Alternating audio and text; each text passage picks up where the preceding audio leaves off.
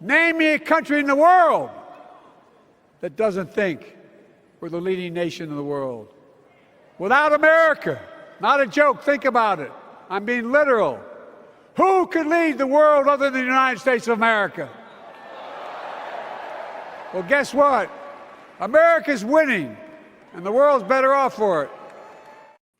Okay, so apparently I must have missed this, Tony Shaffer. Welcome to the show. But I guess maybe in Article 0.5 or something of the Constitution, it says that whoever we elect president, of course, is president of the world. And maybe I missed something there, but, I have some trouble with the person in the White House or wanting to run for the White House is no longer the case with Biden, but now Kamala Harris, is that the Democratic Party, and you're going to see some sound clips that we have going back here for quite a number of years. I think they think that they're supposed to run the world, not just the United States. And I have a big problem with that. So I'm trying to figure out what exactly we want. Did you get something in the mail? I didn't see anything in the mail. I don't know. I checked earlier today. Maybe it's coming tomorrow, but I still don't have anything. I looked at my porch, and sometimes, they drop stuff off. It wasn't there either. So I'm trying to figure out what exactly we want. And I'm a believer in the founding fathers. I think we need to, as George Washington said, stay out of foreign entanglements. Man, oh man, are we in the middle of a lot of them. And I think that's something you and I both share to, for those we advised, it's like, we don't need to do this. This is not in anybody's interest. But I think notably, who exactly was Biden speaking to? So, Danny, I don't think he was speaking to the American people, because I think most Americans look at this like, huh? Did I get something in the mail? What did I win? Nobody's winning here except those who are the neocons who are seeking, I wouldn't even call it global engagement. I would call it, I'll be blunt, global warfare. For some reason, the neocons, aka the Trotskyites, seem to believe that using warfare, human conflict, is a viable method of pushing for global control. And that's what he was talking about. He was pretty blunt about that. This is, we are the nation that runs the planet. And I'm pretty sure the Chinese don't agree with that. I'm pretty sure the Russians don't agree with that. I think that's where there's this thing called BRICS that's kind of up and coming. The non-aligned nations are getting together. And we should be, I'll say it as clearly as I can based on a lot of our mutual friends, the late Walter Jones, Representative Walter Jones, who was a friend and mentor. We should be, as a nation, the best friend that people can rely upon, but are never told what to do. That if you leave us alone, if you leave with us alone, we leave you alone. There you go. We need to be out of any foreign entanglements, which then drain for no viable or sustainable purpose our blood and treasure. And yet, Danny, we were involved in Iraq for decades. We're still there using blood and treasure. Our old stomping grounds, Afghanistan. Imagine this: over 20 years and $1 trillion, and then we're just going to walk away. Good luck, all you girls who we built schools for. Yeah. We really like you, but we don't like you enough to actually protect you. So there you go. Democrats, just say it. I don't mean to be political, but for those of us who thought it was a bad idea to go in there and nation build, which Operation Dark Heart, that's my premise. We should have gone in there, we kicked their butt, and leave, or leave a little bit behind to do special operations stuff. But we should never have done nation building. That was a huge mistake. But okay, once you do it, you've made that investment, and to make the investment, to walk away blindly and just we're not that was the wrong answer as well. Yeah, so, it's funny, you wrote the book on it. I wrote a pamphlet in 2009 saying nearly the same thing. It was called "Go Big or Go Deep." And whether Obama should have done the surge or done what you suggest, which is special forces kind of thing. So it wasn't quite up to your level, but it's the same kind of premise there. Yeah. But, and what I want to talk about here on the show today is almost, in some ways, it seems contradictory, but they are both concurrently existing. And it's important to point these things out. Number one is that we think we're the global masters, that we can run the show. And then the second is, can we run anything? And the one thing that puts these seemingly contradictory things together is this near addiction, almost like a drug addiction to the use of military Yeah. power at the absence of intellectual capacity onto how to Right. do what you suggested about how we should live in the world, be everybody's best friend that wants to, and only kill anyone who tries to harm us. And I don't have any Right. problem doing that. But what I do have a great deal of problem is to go out looking for enemies to Oh, yeah. slay. So I want to set the stage just a little bit with a couple of other things. Now I'm going to several things I've got from Biden here, but they're symptomatic of the Democratic Party. And as we'll see later, it's not just the Democratic Party. It's this elite that you talked about. There's some of those in both parties. But Oh, yeah. this is real symptomatic. So first of all, I want to jump back to October 2023, shortly after the terrible terrorist attack that Israel suffered. And Biden was asked on 60 Minutes, can we keep helping Ukraine to the level we have, and now also help Israel with some of the same kinds of weapons and ammunition? And watch his answer. We're the United States of America, for God's sake. The most powerful nation in the history, not in the world, in the history of the world. The history of the world.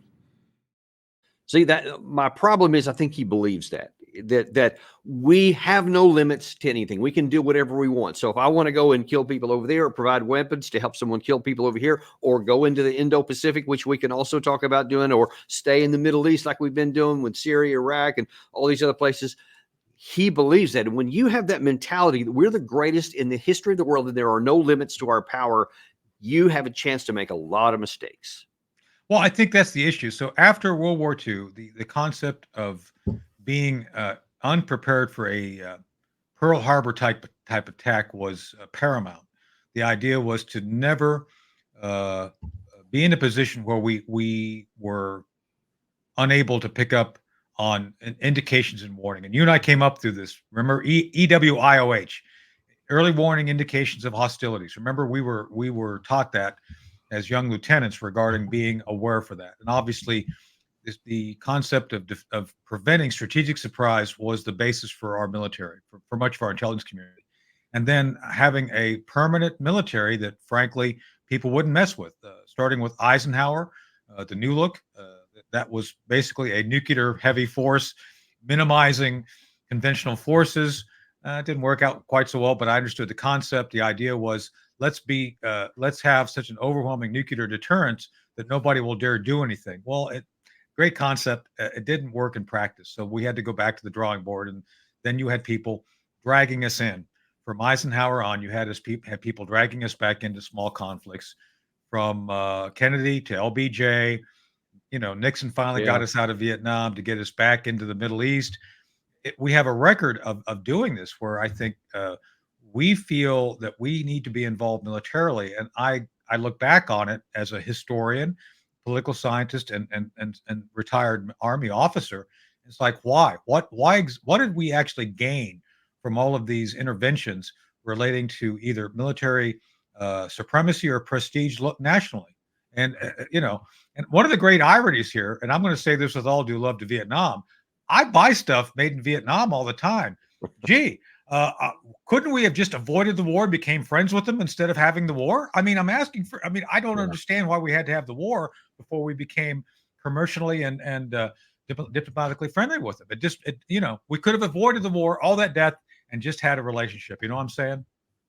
Yeah, I do actually. When Trump went to Vietnam in 2018, I think it was, to meet with Kim Jong Un, we thought maybe he was going to have some kind of a big deal. I actually went there to kind of help cover some of that and do some talking with some media folks or whatever. And it did occur to me at that time that I'm like, here I am in Saigon, or in the place where all this war took place, Ho Chi Minh City, and now for what purpose? I mean, what is the what did all those men die for when I'm here? Or we could have done it the way you said, and we would still be there, but all those people would never have been blown up. And it's just absurd. And apparently the North Vietnamese wanted to make overtures to us. They didn't want the war, just saying. So,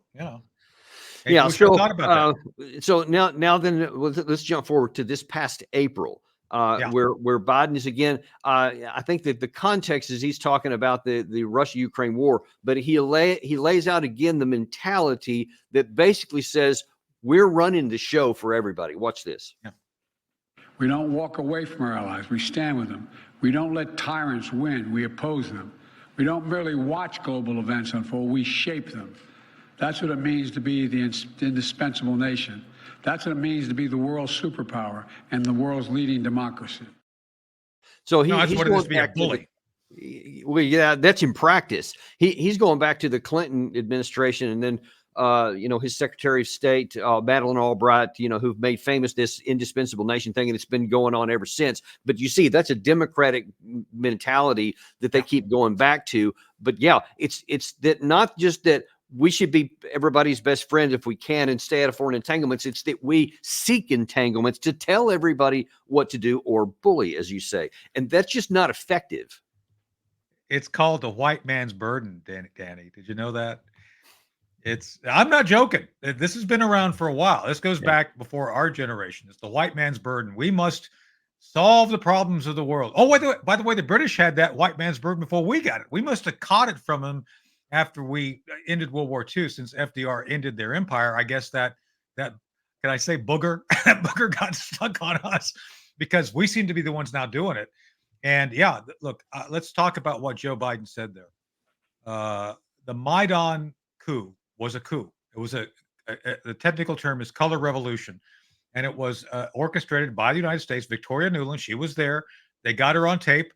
I'm not talking conspiracy. I'm talking about her proudly demonstrating the might of the United States to upend legitimately elected governments. Yes. So that's why he's saying we own this. Well, technically, yeah, I guess you do, but you shouldn't. We shouldn't be there. I'm not saying we shouldn't be a helpful neighbor. I know Donald Trump was trying to help the Ukrainian people before the Russian invasion, but I do agree with what Trump says. Putin wouldn't have done it. They would have found a way to talk through this and avoid the escalation that went to the point of where you have war. Now, by the way, I think Biden brought this on. Biden actually said publicly about 2 months before the Russian incursion, "Oh, if they just take a little bit, we're fine with that." I mean, who says that, Danny? Really, who says that? Right. In fact, actually, that's good you bring that up, because we actually have a clip here from what Trump said, where he was talking about here's how he kind of view things. Now I'll preface this by saying I don't just say yes, all the Democrats are bad and Trump is No, I don't whatever. either. He's really good in some areas, though. This is one of them. Watch this. We're going to return the world to peace. And mostly I can do it with a telephone call. We don't have to send troops. I can do it with a telephone call. I talked this world out of a lot of wars with telephone calls. I don't have to send in the troops.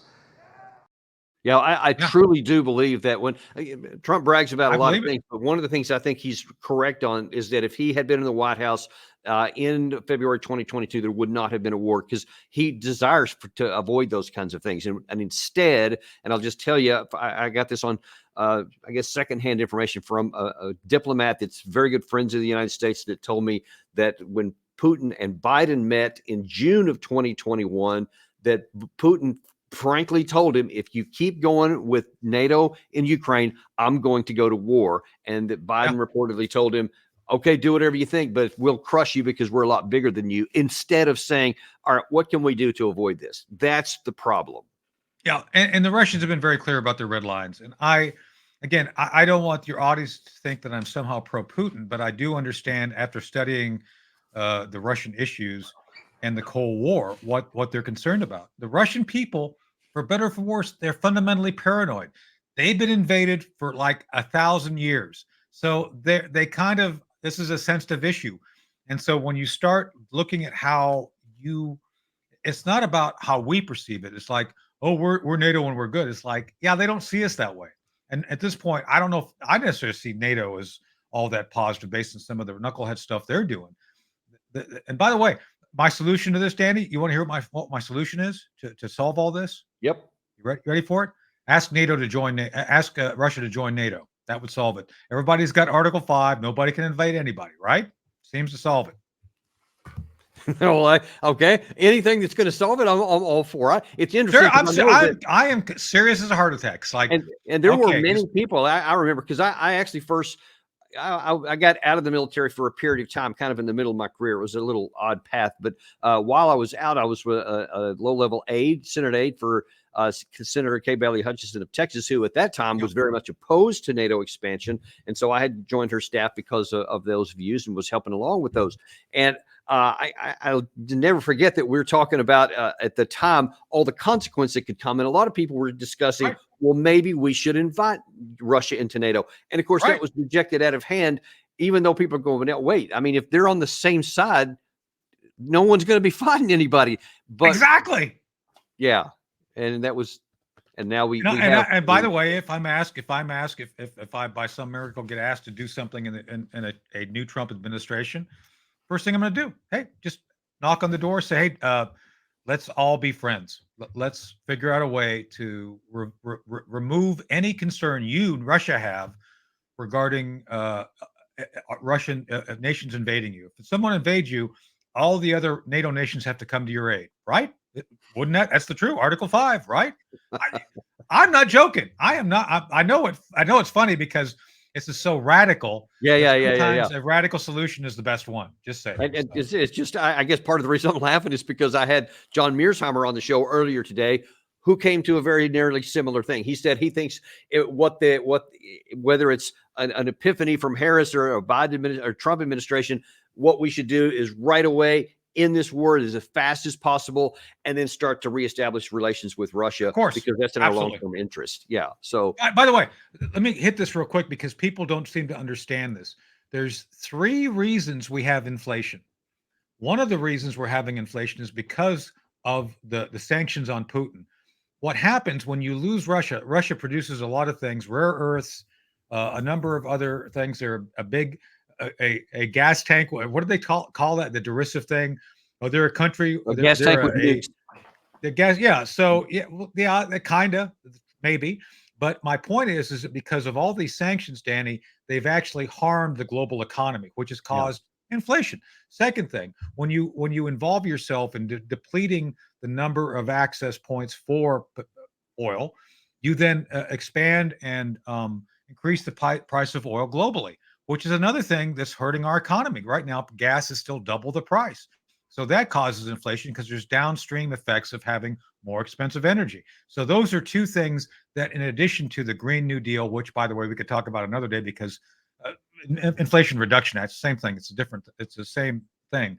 That by dumping $270 billion into the economy with no ability to actually control where it goes or what happens to it, those are the things which have caused this continued inflation. So, but we have brought the inflation on ourselves by these sanctions on Putin. By the way, Putin's gotten past the sanctions. They're doing just fine. Their economy's growing. Right. Yeah. Unlike our side. Now, I want to talk a little bit more about the practical ramifications of having the mentality that we're supposed to run everything. And one of the things that is perversely true, simultaneous to thinking that we run the show and that we need to tell everybody what to do, it's that we don't have the ability to make good on it. And I know you and I may have some difference of opinion on some of the things in the Middle East, but for the moment, I'm not going to talk about the policies so much as the administration is doing. And so we have overtly said that, we're behind Israel and whatever they want to do is fine. But then we're for a 2-state solution. We want a ceasefire immediately. And then when Netanyahu just blows through that, it publicly humiliates Biden. Instead of doing anything about it or using this power that we have, we just kowtow to him. Now then we have apparently Zelensky going into Russia, and at least publicly they're claiming that we didn't know anything about it. And some of the Americans are saying the same thing. Not sure who to believe on that, but I do see that Zelensky and Netanyahu, some of our allies, can pretty much do whatever they want to do, and we seem to be powerless to stop it while we're trying to tell Russia and China what to do. This contradiction is nothing but expensive and causing us trouble. I agree. So let me hit the Middle Eastern thing. I don't think we're that far apart on Middle East stuff as you might think. I don't believe for a minute that we are playing our cards correctly to bring that to an end. I think the Biden administration is happy to say one thing and do something completely different behind the scenes because they're right now trying to obtain as my friend Blaine Holt says, 3-state solution. Their 3-state solution is Minnesota, Wisconsin, and Michigan. Well said. That's their 3-state solution. So everything they're doing reflects. All right, that's good. We want to publicly not offend the Jews, but we want to privately support Hamas and say, "Oh no, don't worry, we're." So that's why you see the chaos. So it's not so much either side getting up and over either the Israelis or Hamas. They're just simply taking advantage of the space we're giving them because of the obvious duplicity. The thing you said, they see exactly what you said. They know that this administration has no core ethics or values, so they're going to both take advantage of it. Why would they not? People Now, have to understand that the world is not right, a pleasant place, right. but people don't like playing by the rules if they know they don't have to, and they're not. So you have someone like Biden who will say this hugely, oh, we're the I'm the guy that beat Corn Pop, and it's like they look at him and it's like, sure you did, bub, and they do often do their own thing. So both the Israelis and Hamas are guilty of that. Just saying. And Yeah, so I'm just, and you and this past week, this past weekend, for those who follow me on Newsmax, I was asked on Saturday on Rita Cosby's show, well, Tony Blinken saying the agreement, the ceasefire agreement's close. Like, it's not, no, it's not going to happen. I said, I'm going on record right now. I will forecast you will see nothing in the way of agreement. Not this weekend, not next week, because no one takes Blinken seriously, and everybody sees advantage of not reaching an agreement right now. It's not going to happen. And yeah, here we are.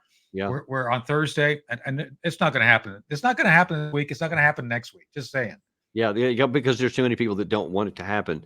Exactly. Now we have here. Now let me introduce another problem. Okay, so we've been talking about Biden, but obviously he's no longer on the ticket. It's going to be Harris, and so the question is going to be, with all of this power, if Kamala Harris wins, is she going to be powerful enough and strong enough intellectually and even constitutionally, if that's a word I can use, to stand up to whether it's Putin, Xi Jinping, Netanyahu, Zelensky, to hold fast to the interest of the United States? I'm going to give you a hint here. This is an interview from almost 2 years ago by Andrea Mitchell and Kamala Harris, and watch the very specific questions that are asked, and then we'll just watch the rest. Yeah. This is becoming a war of attrition. Doesn't Vladimir Putin have more ammunition, more artillery to outlast Ukraine?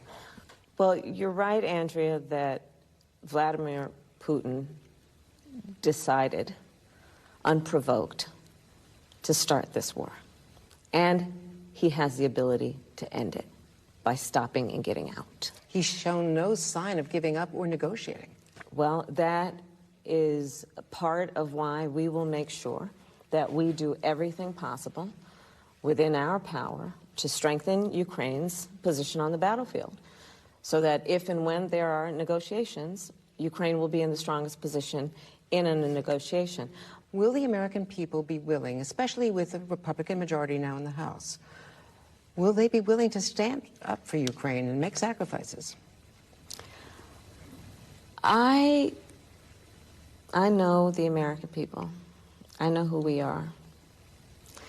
And I've seen how the American people feel about this. I've seen it traveling all over our country, to places you might not imagine, where Ukrainian flags are flying in their windows. I know the American people feel a sense of moral outrage and a sense of responsibility for our nation to stand with the Ukrainian people around these atrocities, and I'm confident in that. I'm confident in that. Okay, several things I want to point out about that. First of all, Andrea Mitchell asked the perfect question at the outset of that. Okay, Russia has more men, ammunition, natural resources that you mentioned here. How can Ukraine stand up against that when we can't match that? And she not only didn't answer it, but you could see she's thinking in slow motion and then starts talking about something completely different and never circle back to answer the question. And Andrea Mitchell tried to get back on there, but that's just an interview. What's going to happen when you're actually, if she should actually win, or even if Biden doesn't even make it to January, which I think is actually a possibility too. And now that she's facing a Xi Jinping or a Vladimir Putin, how is she going to stand up to that pressure?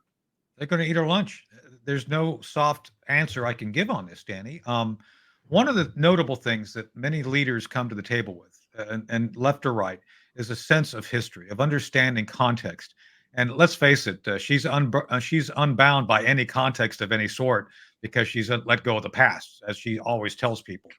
And that's not a good thing, because you have to understand the past to actually establish your philosophy of how to deal with the present relating to leaders. I'm a Reagan guy. I've talked about this on your show and other shows. Bud McFarland, God rest his soul, was one of my friends and mentors. I learned how the Reagan team did things, and they always focused on understanding the deeper cultural and specific military issues of a given nation, to include leaders. And that's why Reagan was able to play Gorbachev so well. It wasn't about Russia, United States. It was about Reagan and Gorbachev. And I think that's what Kamala lacks. That Trump has. Trump has that. Trump understands how to cut it, how to go and do business, how to deal. And again, Kamala doesn't. She was literally spouting the neocon talking points in that interview.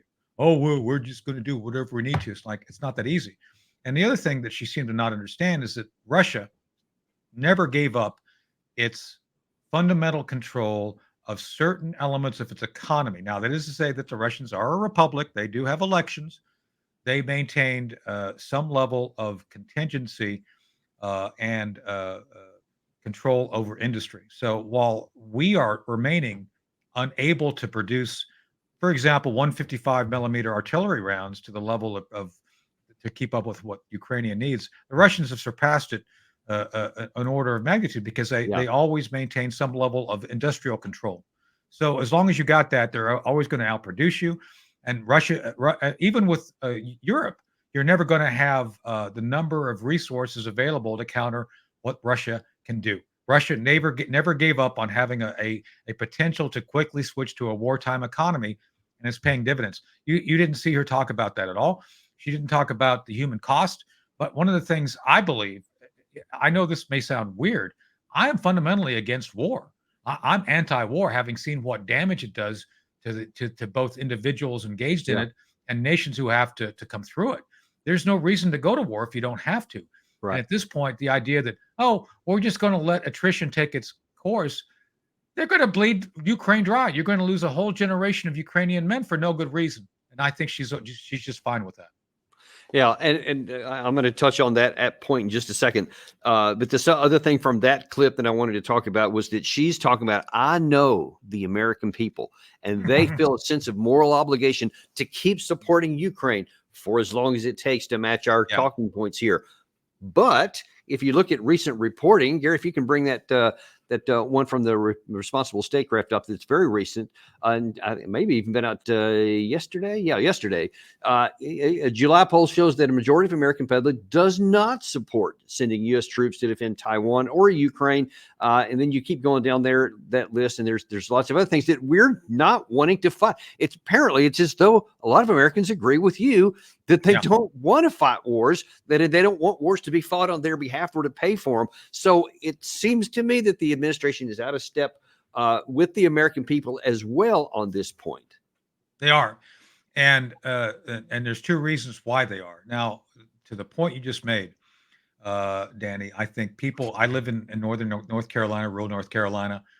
It's a poor community. It is. Eastern North Carolina is not a rich place. And so when poor people see we're spending $19 billion on helping the Ukrainian people, they ask, why? Why are we doing that? And I know there's a big battle right now going on in the 1st Congressional District, because the Democrat, I'm not making this political, but I'm saying the Democrat who is here has voted over and over to support sending money overseas to these people with no good idea of what's going to come out of it. So people of both sides that I talk to, both political parties locally, are fed up with it. Nobody likes it. So that's the first thing. And secondly, the reason they continue to do it is because it benefits their rich friends. Eisenhower warned us of the military-industrial congressional complex. And this is another place where the dirty little secret, which I think Jake Sullivan even said at one point, well, most of that money's being spent here. Yeah, it's going to Raytheon, Boeing, and all these other arms manufacturers. When you and then you and I both know, to your point, to that point, and the one you made just a second ago, There you go. and that this is not a partisan issue. No. It's an elite issue. Here's Lindsey Graham a couple of days ago gleefully talking about how we should definitely support more war in Russia. Yeah. The weapons that they're using here are made in America, creating American jobs. And every weapon we give the Ukrainians are used to full effect. We've learned a lot about our own weapon system by providing them to the Ukrainians, what works and what doesn't. So I'm hoping that in December we can have another infusion of weapons provided by the United States to help the Ukrainians fight in 2025. So I'm going to ask you two questions based on that comment there. Number one, based on where you're at, you just mentioned your local area here. Yeah. Is that message going to resonate with people in your district that we want another batch, another round of money in our weapon systems to go to Ukraine? What is the benefit for them? Not a darn thing. So, by the way, Danny, do you know how to fly an F-16? I hear there's a job for F-16 pilots. Just I've heard that. Yeah. No, I have to brush up on my piloting skills, but my So no, it's not playing here. So despite what Kamala Harris says about the American being fourth, nobody I've spoken to a lot of people. Was there enthusiasm at one point for the Ukrainian effort? Yeah, everybody had their little Ukrainian flags out, but it's kind of like I don't think they understood context, and as more people understand, it's like, hey, we kind of did that. That's kind of our fault. It's like, okay, we need to get out of this, and I think that's where most people are at. And again, just looking at the cost, we're spending money we don't have. One of the things which has also caused our economy to be full of inflated, is the printing of money. So we're literally printing money now. Think about this as an objective fact. Over the past 3 years, Danny, the value of whatever you have, whatever you're paid, has dropped by almost 1/3. Between 20 and 30% of inflation has decreased the buying power of our money across the board, and that's partly because we are printing all this money to pay for these things that we don't need, to include all this money going to Ukraine. The more you print, the less value your currency has, because you've just basically taken the bottom out of it, and that's what the American people, I think, are pretty fed up with. And again, I just don't think I think people are starting to wake up to the fact there is a link between all of this unbridled spending and all this quote unquote foreign aid that really doesn't aid anybody except I think those who make the weapons. Yeah, except that the picture Gary showed, which leads me to the second question I wanted to ask you about that. His implication that he didn't specifically state, but implied that if we give them this money, that's going to make a difference on the battlefield. But from a military perspective, if Graham got triple what he wanted to get, is Russia going to lose the war next year because of it? No. So again, I need to preface this: I'm not pro Putin. I'm pro reality, because there's nothing we've done. There's nothing that's been introduced either by concept or by actual deployment that has made any difference in deterring or defeating Putin. Not a darned thing. Nothing. Not a thing. Nothing from the vaunted F-16s, which they still can't find pilots for, to the introduction of all these advanced. No, I mean, come on! It's like, oh, those F-16s, we're gonna get them there. It's like, oh, I guess we can someone fly them? I mean, they flew them in the parade, I've noticed, but I haven't seen them in combat yet. You're not going to see them in combat, because nobody in their right mind is going to fly those things in front of anyway. But my point being is that not a thing we've deployed, not a thing we contemplate, not a thing that we would send would have any difference. The Russians have introduced an effective strategy, as our friends Alex and Alexander call aggressive attrition. They basically Russians have figured out, these guys are stupid. We're just going to let them keep coming at us. We're going to weaken them. We're going to weaken them. Then we're going to move forward. And it's like this whole incursion into Kursk. You've been covering that quite well, I might add. It's like all you've done is open the fifth front. You've depleted Donbass, and the Russians are just kind of waltzing village to village now, taking over. It's like, did you really think that the Russians are going to? Oh, they're going to pull people out of Donbass? Like, no, they're an order of magnitude bigger than you. They're going to take them out of some other place and bring them down. They don't need to deplete anything they've already got in the theater. They've got 10 times more than you got. They're just going to bring in things from other places. Oh, by the way, they're going to let you stay there as long as you want until you're all dead. So there you go. I just don't know how people don't figure this out. Yeah, probably because of comments like Graham and Biden keep making here. I mentioned a second ago that that we had a chance to avoid this war at the beginning if we'd used negotiations, doubt. but No doubt. but Biden was not willing to do that. Now I want to show you why this mentality is so pernicious. I think we opened this show with a scene from Monday from the Democratic National Convention. I'm going to show you something from the 2016 Democratic National Convention, which was not very far before this war kicked off, and watch what Biden said then. We do not scare easily. We never bow. We never bend. We never break when confronted with crisis. We are America, second to none, and we own the finish line. Don't forget it. See, and now that he took that 4 years later into that discussion with Putin. So he said, incredibly important there, we don't even bend. He said, now you can't engage in any kind of negotiations or talking to anybody to find some kind of middle ground if you don't at least bend a little bit. And that's exactly what he did on that conversation. I think Putin expected him to at least bend over to him so that he would have some reason not to engage in a war. But Biden wasn't willing to do any of that. Neither was NATO. And so that is why it is so dangerous, I think. And so here's the question now. Biden's about to go off the stage here. But Kamala Harris seems to have the same mentality, because here's the thing. What Biden said it, but it sure wasn't Biden alone who wrote it then or in this particular one here. This is something that the Democratic Party seems to follow, or really the elite as well. So let me not limit it to them. But when you hear those kinds of things and you see how they physically manifest on the ground, what are your concerns about where this war is going in the new administration, if it's Harris? To start off with Biden's comments, and I think Secretary Gates said that Joe Biden's been on the wrong side of every major decision in the past 30 years, maybe more. And this is another one where Biden somehow thought by bellicose language and empty rhetoric, he was going to deter Putin. And maybe that's what he thought. I think maybe in a way he wanted the war. I think Biden wanted the war. I think he was talking tough because I think he wanted to have the conflict now we have. And I think those who knew that there are red lines. And by the way, have you noticed they keep talking about, and Zelensky in particular is saying, oh, there's no red lines now. It's like, yeah, there are red lines. Yeah. You crossed one regarding the whole, when you decided to violate the basic agreement that regarding the Maidan agreement and the things that led up to that, then you're going to have war. And the Russians are serious about this. Putin is serious about this. And by the way, did you notice the new narrative is that the reason that Zelensky, let me just say this, and it may get you in trouble, I hope not. The reason Zelensky invaded, no, this is something that I don't want to get you in trouble with your audience.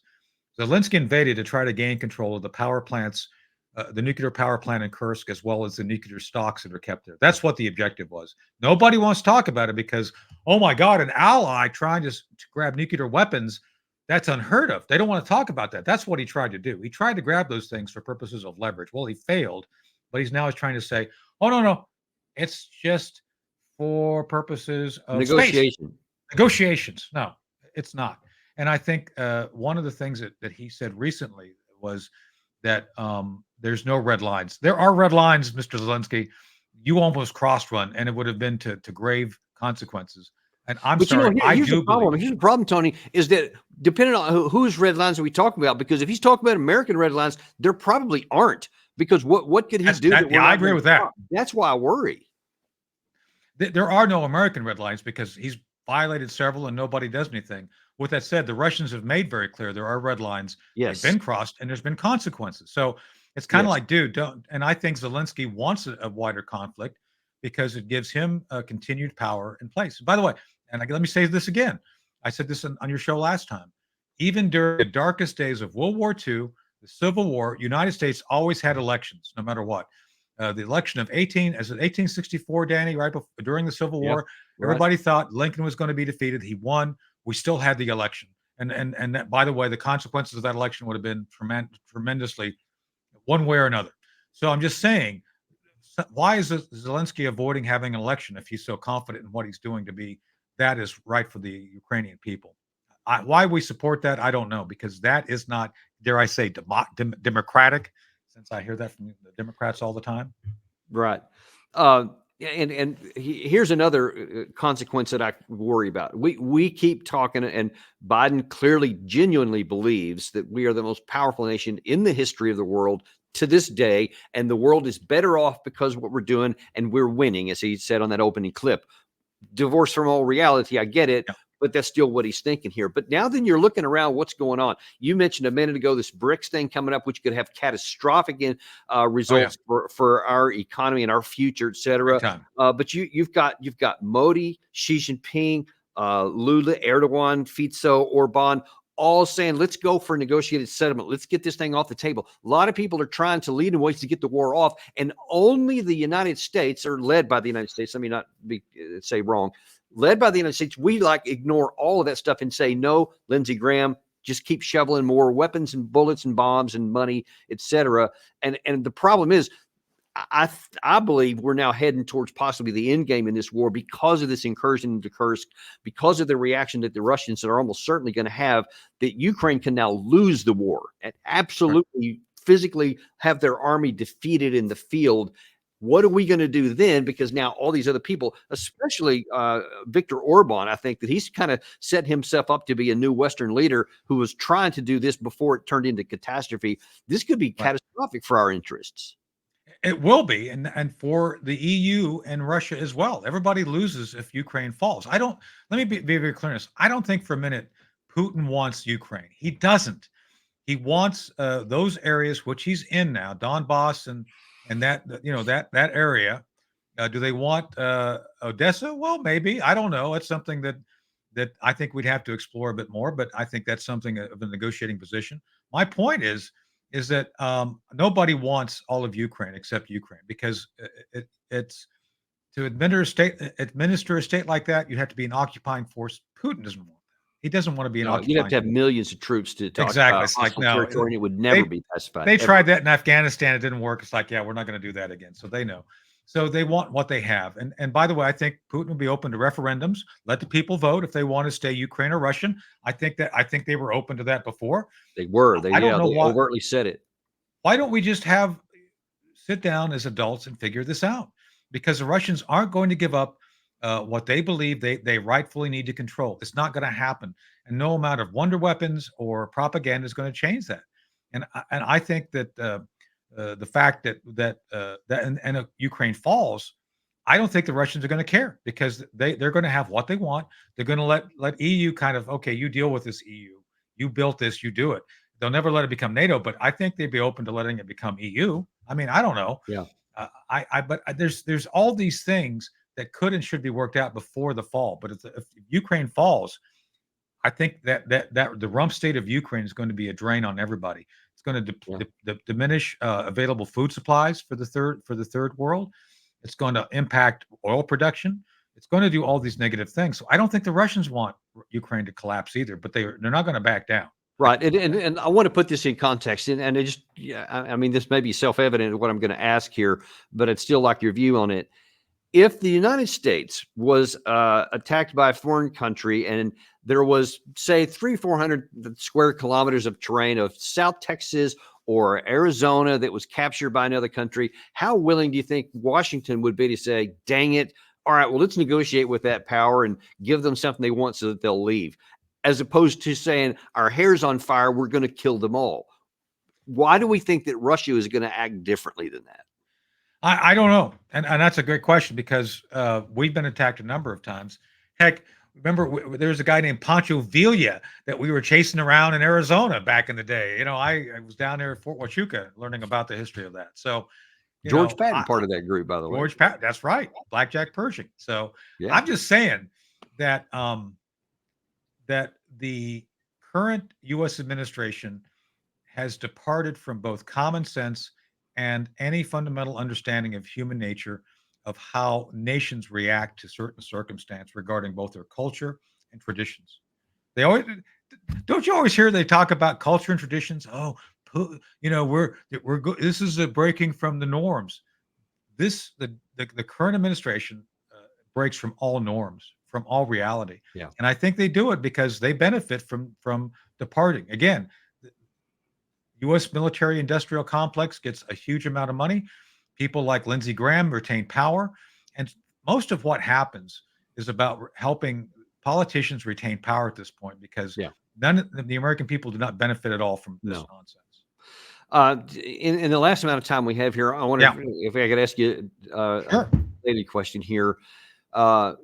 If Harris ends up winning, and right now it's a toss up, it could literally go either way. Who knows how it's going to come out there, but it could go Harris. And I think if it does, I think a lot of the things that we've talked about here are going to manifest in ways that are really, really bad for us over the next 4 years. Yeah. We'll see how it turns out. But I don't want to characterize it that if Trump wins, that everything's going to be great, because, and this is where I want your assessment here. I think that we have, as a nation, so damaged our credibility, which you mentioned earlier in this show, that I'm not sure, even if Trump comes in and he just says, okay, Tony, I want you to be my right-hand man, and you just tell me what to do, and I'm going to do everything you suggest, and you do a lot of the things we've talked about, and they're good.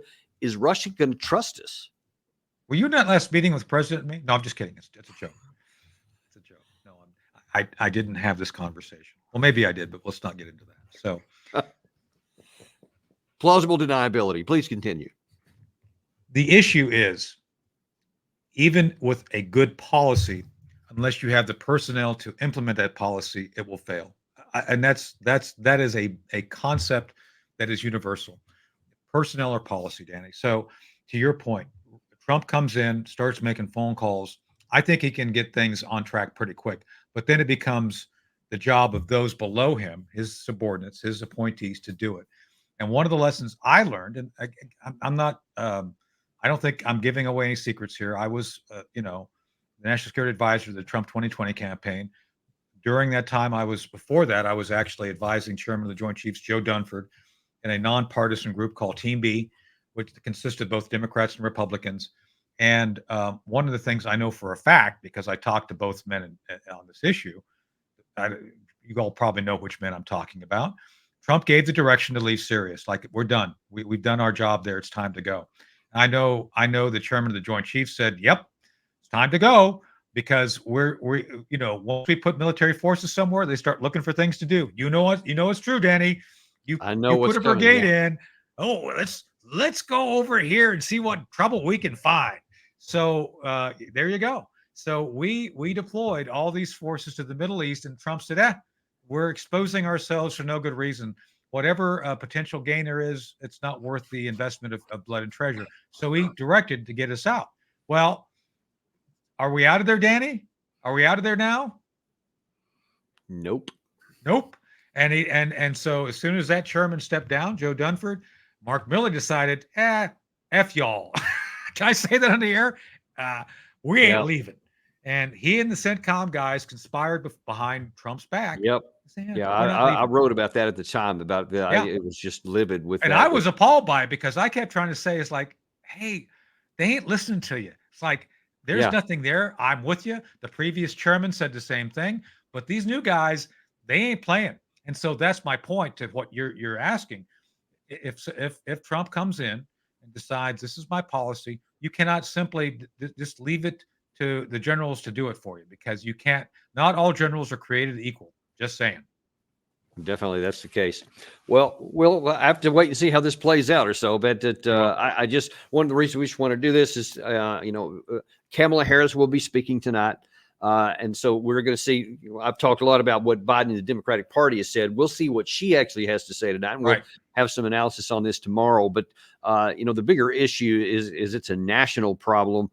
And something that is definitely working counterpurpose to the United States, both domestically, economically, and certainly internationally. And we really appreciate you coming on today, giving a lot of clarity to this. Well, Danny, before we go, I think it's important we address the one thing that could happen if President Trump is elected, is the departure of Barbara Streisand and collapsing Hollywood. It would be like a black hole. So I think we need to talk about the contingency should Babs decide to leave the country. But that's for another day. Yeah, well, I think we're out of time here to that, because unfortunately, because I'd really like to get into that, but But always appreciate, always a pleasure to have you on, Tony. Thanks, Danny. Always great joining you. Thank you. And we appreciate you guys coming on too. And like I said, depending on what Kamala Harris says tonight, I'm sure it'll have to say some things about foreign policy. And we'll bring you the so what. What does all that really mean tomorrow in a show? Always, we appreciate you guys coming on. Again, we ask you to like and subscribe, share this with your friends, because folks, we are unintimidated and uncompromised to bring you the truth. And we'll see you tomorrow on Daniel Davis Deep Dive. Because we have the ability to see what can be, unburdened by what has been, Oh, man. Gary, you're killing me. actually happen. Imagine a future, the freight trucks that